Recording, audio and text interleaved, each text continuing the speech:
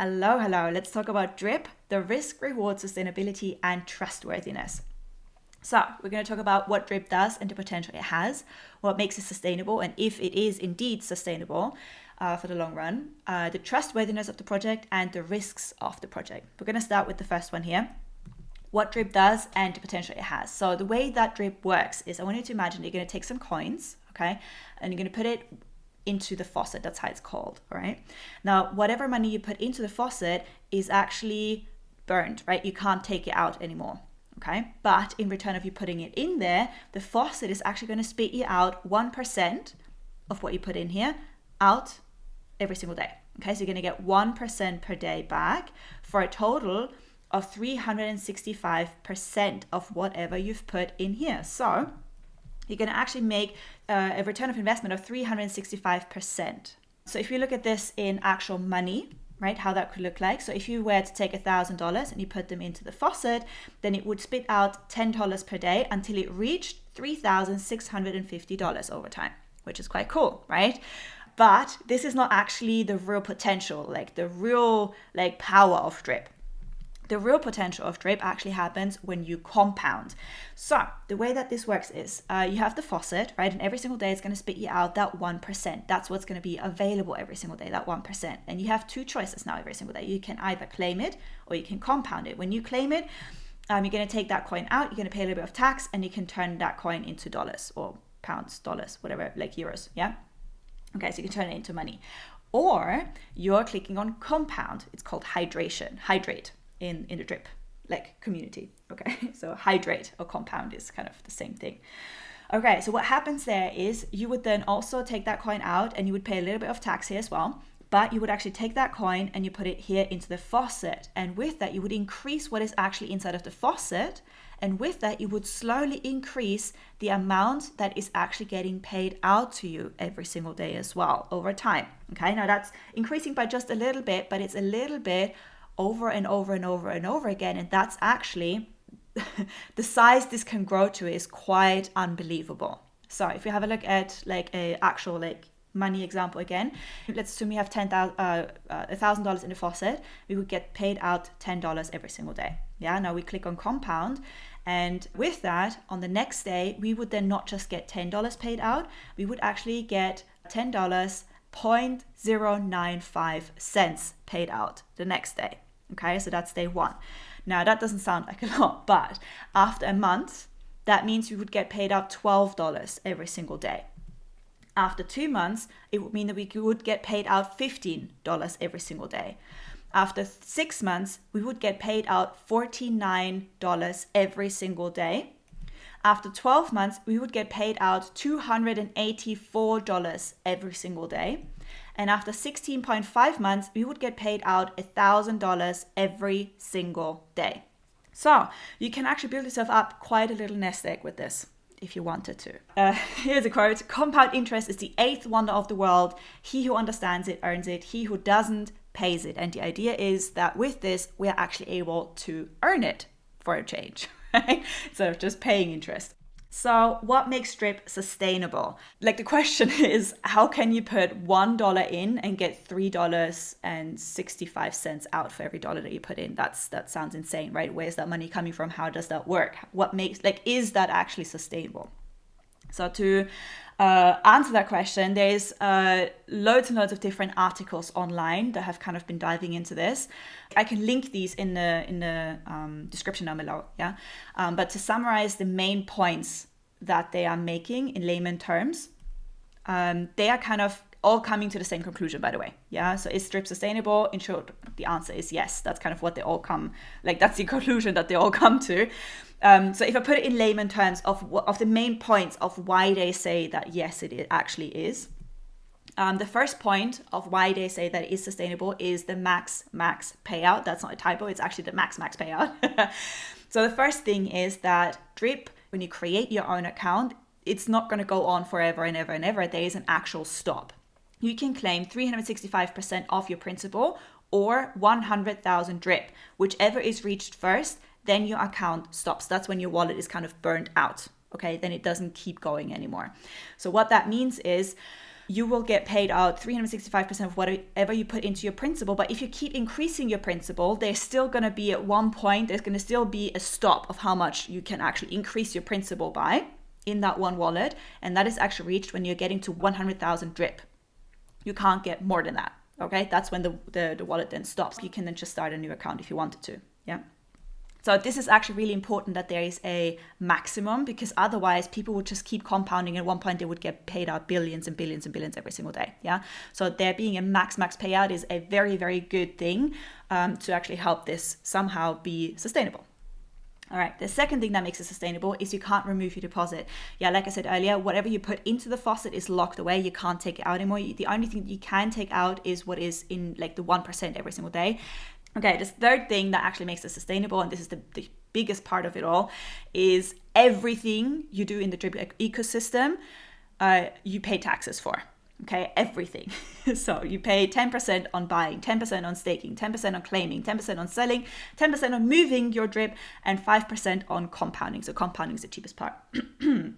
Something that's good to know actually is if you go through the drip website, you're actually not going to have to pay the 10% buy tax. So most of the time you're going to get a better price when you're actually buying your drip straight through the website instead of buying it somewhere else. Okay. All right, the fourth thing that makes it sustainable is the whale taxes. Once you hit a certain threshold and get paid out huge amounts of drip every day, there is a whale tax that then kicks in. So this is a little snippet from the actual white paper.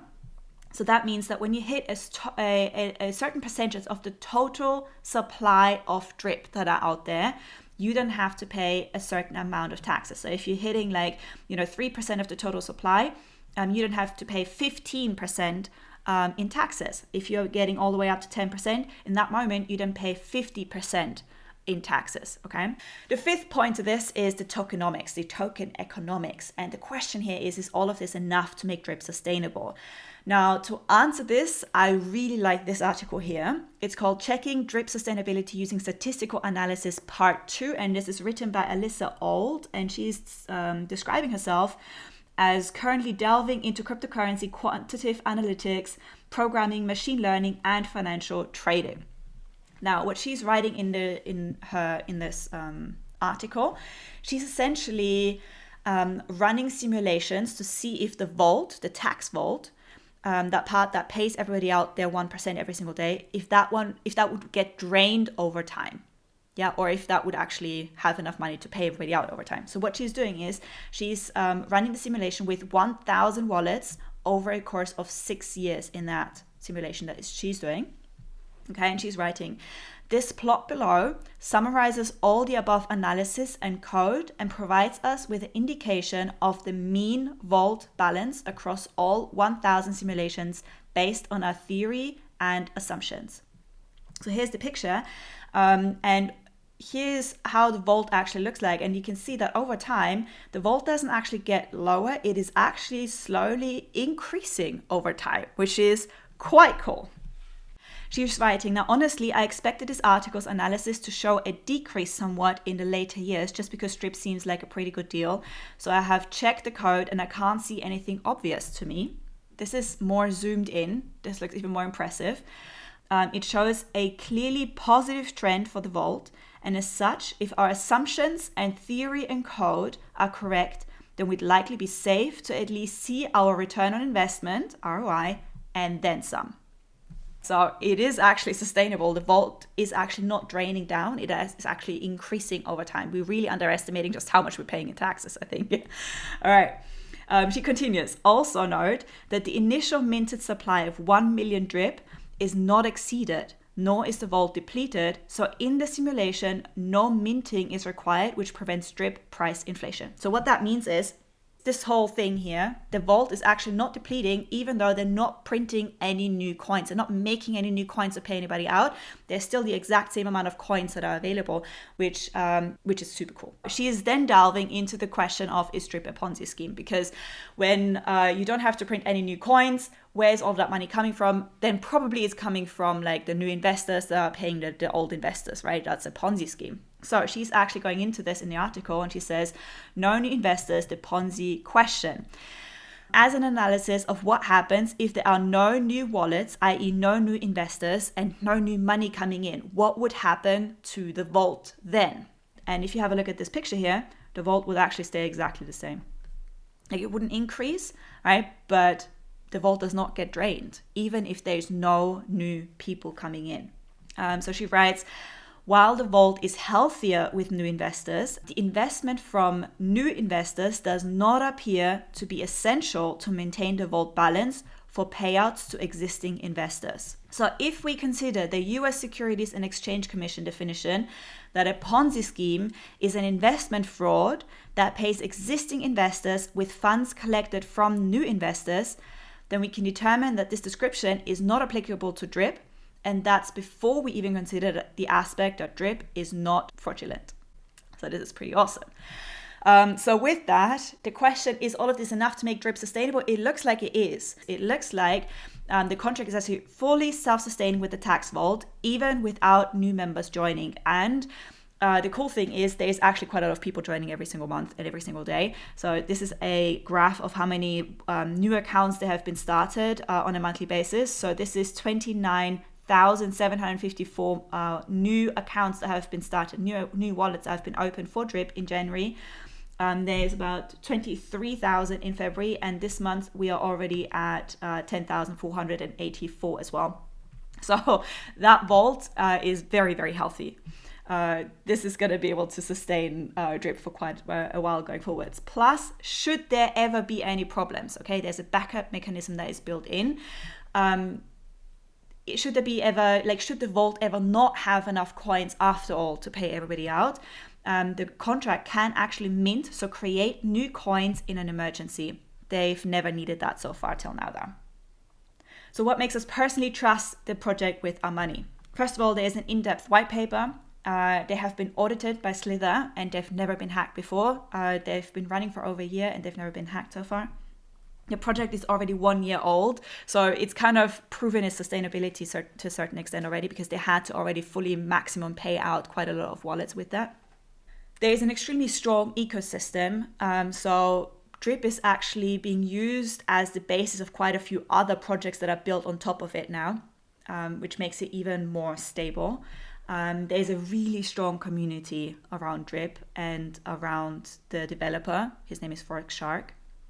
So that makes like a really strong community is worth a lot in crypto projects, because they are kind of what makes a project to a certain extent. And then last but not least, the developer himself, Shark. With projects like this, you want to have a look at the horse and you want to have a look at the jockey, right? You want to make sure that you can trust both. The developer, Shark, he's partially public, right? Normally you want to make sure that you really, like when people go public, it's normally a sign of quality, or that you can, that you have a better chance of being able to trust them. Now, Shark is not public. He's very, very active in the community though. So he's doing lots of voice chats. He's doing lots of like video interviews, YouTube interviews even, and AMAs, that's Ask Me Anythings. I have found a YouTube interview where he's actually getting asked the question, why aren't you public? And have you ever thought about going public? That's called doxing yourself to help DRIP. Here's what he answered. Someone like myself can stand on the merits of their work and their long history in the space operating under this name more than a name. It's very easy to buy an ID and to get a KYC.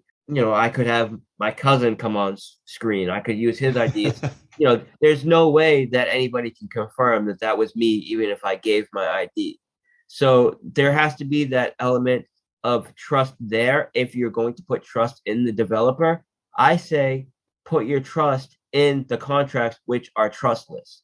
This is a fully functional, fully operational project that does not rely on me. I could die right now. DRIP still functions on. Here's what he shared in this interview around his past projects and past successes. If you do need that trust of the developer, if you need to trust the developer, which I do think is important, go look at the projects that I've developed. Go look at the projects I've advised, some of the largest projects in the space. I've worked for and raised capital for dozens and dozens and dozens, over 30 projects where I've raised tens of millions of dollars for them. So, I've been working in the space for about 9 years now. Yeah. 6 years as a developer, and about 3 years before I was developing, trading and helping people learn how to trade. I've been working in space for a long time. My projects have all performed very, very well. And even my first project that I ever launched is still up almost 200x. Here's what he shared around his track record and the longevity of his projects. The first token I ever launched about 2 years ago is still getting new use cases introduced to it. It's still having great performance, right? So I don't create pump and dumps. I create projects that are here for the long term and can be built on to be part of a larger ecosystem. And this is all documented. I mean, this goes back years and years and years where people can see that my word has been solid and I've been doing exactly what I said I was going to do and have done. And here's what he shared around his motivation with Drip. I mean, I like building great things. That's what it's about for me now. You know, I've been a multi-millionaire in the space for years now. I'm not interested in cash grabs. I've never been interested in cash grabs. I've never needed to do a cash grab. And, Drip is just one major step along the way to creating this great ecosystem. So here's some of the projects that Forex Shark has built for himself, right? There is Reap and Be Reap, the DAO for that. Then there's Drip and Drip Garden. You've got the Animal Farm. The Animal Farm actually had a bit of a challenge 2 weeks ago or so, where there's some bots that caused some havoc. He's actually fixed it now. And the cool thing is that, well, most developers have a choice at this point where they say, okay, well, I'm going to let the ship sink with everybody that is on it, with everybody that has invested into it. Or I'm going to put myself under scrutiny and fix it. And the cool thing is that he went in and fixed it and put himself to scrutiny. He got a lot of heat because he had to really intervene quite drastically for him to be able to fix it. But he went in, he fixed it, and he kept a lot of people from losing a lot of money. So that's a cool thing. He had no rug pulls. That's awesome. So the risk with Drip, the three major risks that people seem to bring up is, number one, the Ponzinomics, the Ponzi economics. But like we said earlier, based on the analysis earlier, Drip does not rely on new investors coming in to be fully sustainable for years. So it's kind of a moot point. The second risk that people mention is, what if the vault actually ends up empty and can't pay anybody anymore? What if that actually does happen? And kind of like we've seen earlier as well, based on early analysis, that's very, very unlikely.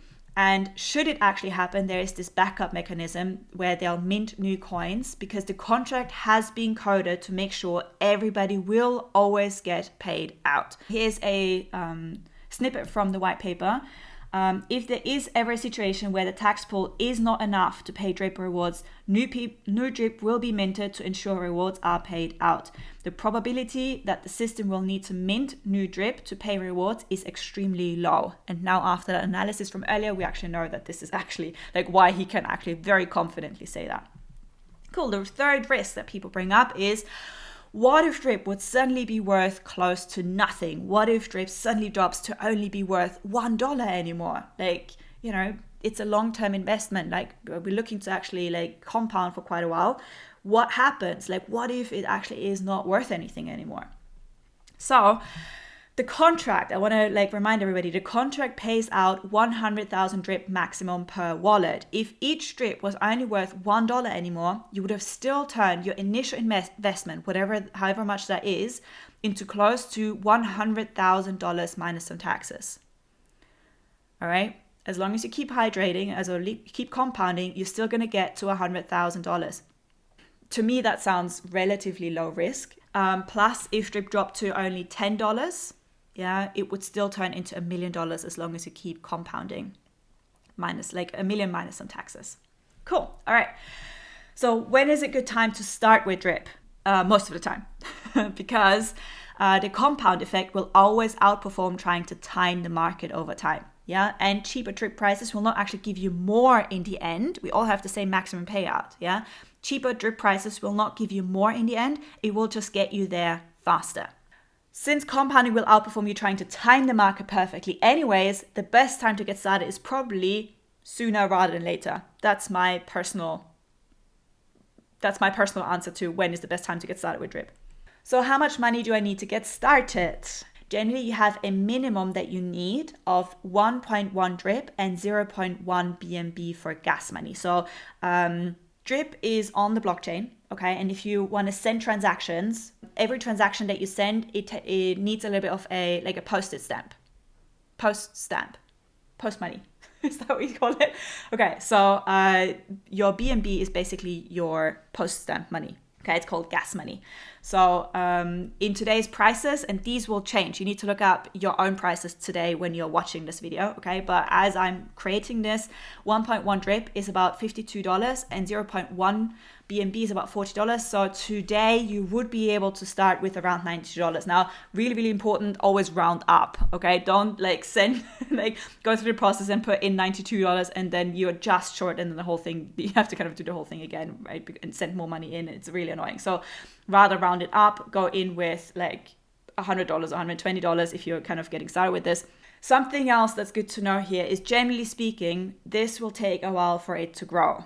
Okay, so if I show you this, it will take from 1 drip to get to 10 drip, it will take about 8 months. All right, from 10 drip to 20 drip, it will only take 75 days anymore though. From 20 to 30 drip, it will only take 44 days anymore. And for 30 to 40 drip, it will only take 32 days anymore. So this will accelerate over time, but that first part here can take really, really long when you're just starting with 1 drip. So my personal tip here again would be, if you want to see momentum faster, start with a little bit more than just 1 drip.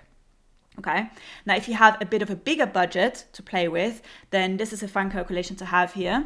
If you put $10,000 in to drip and compound for just 110 days, you can get then your money back out inside of 40 days.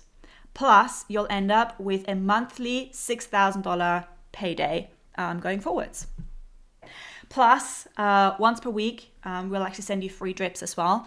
We'll announce the details for that in the Telegram chat. If you're not in our Telegram chat, you can find the link in the description. I'll put it in there and you can join us. And what's really important to know though is we can only send you these free drips. We can only airdrop them to you if you used our link as a buddy address. Okay, what that means is the drip website, this is how it looks at the moment. Yeah, this will change inside of the next couple of weeks, right? It will look differently. They change the user interface. This is how it's going to look like going forwards. This is good to know because once this switches, don't be afraid that you're on the wrong page or something like that. If you scroll down, there's a link that's like a place that says get a buddy, and you need to paste our buddy address in here and click update, and that will allow us to then send you airdrops. Yeah, like I said, the details of how that all works, we're going to put into the Telegram chat. Plus, if you want to play around with all of the numbers from all of this, I'm going to put a link to a calculator in the description down below as well. This is where you can put in different numbers and see how they would compound over time. There's a instructional video with it as well. The calculator I'm going to put in there is from Kelly Snooks. She's amazing. So you can play around with that. Cool. Okay, so how do you get started? How does that work? When you are super new to the DeFi space, when you have never really done anything like this before, there's 2 things that you're going to need. One, you need an account with an exchange, and you're going to need a MetaMask account, right? Now, the exchange is where you're going to use to turn your normal money, your fiat money, that's what it's called, your dollars, pounds, euros, whatever you have, into cryptocurrency. And there's different kinds of exchanges out there. There's Binance.com, Binance US, KuCoin.com, Kraken.com. The reason there's so many because different countries and different places have different restrictions on which ones you're allowed to use. Okay, generally the ones that are easiest for our process here is normally the Binance ones. If you can access them, that's probably going to be a good place to start. Otherwise, KuCoin often works really, really well as well when you're over here in Europe. Okay, so that's one thing that you need, the exchange. The other thing is MetaMask. Now, MetaMask is kind of is a online wallet, and it works kind of like a key to access the DeFi websites. Okay, so it's a browser extension that you can upload onto your computer. So if I pull this up, you can see it up here, right? I've got my little MetaMask in here. And the way it works is if I now click onto the Drip website, for example, right? This is a DeFi website. So it's not fully populated until I have connected my wallet to it. Okay, so if I click on Connect Wallet, I click MetaMask, and boom, now it's populating it for me, okay? So your MetaMask is kind of the key that allows it to interact with all of the DeFi websites, okay? So there's 4 steps you're gonna have to walk through for you to actually get all of the gains from Drip, okay? The 4 steps are, you're gonna take your dollars, pounds, euros, whatever you have, and put them into exchange, and in your exchange, you're gonna turn your fiat money, your normal money, into BNB. That's a cryptocurrency, okay? That's the cryptocurrency that we need for us to be able to do this process, BNB. Okay, then you're going to send your BNB to your MetaMask. So you're going to put that all into your MetaMask wallet. When you have that in your wallet, you're going to be able to actually connect to the Drip website, the drip.community website. You're going to click on swap the page, the swap page. And on that swap page, you're going to be able to swap your BNB into Drip. And you want to make sure they actually keep 0.1 BNB in your wallet for gas fees, so that you can actually post stamp money. I hope I'm saying this right. Okay, and then you're going to click, that's the last step. You really don't forget that's the last step. That's the thing that's actually going to make this whole thing work. You then have to click on faucet and deposit your Drip so that you can then get paid out 1% per day going forward. So how this actually looks like in real life, I'll do an extra video where I literally take you through it step by step and show you every single element, anything, right? Even if you're completely new to crypto, the aim is that anybody can set this up and potentially start making themselves a passive income with Drip. I've put the link to that video in the description down below.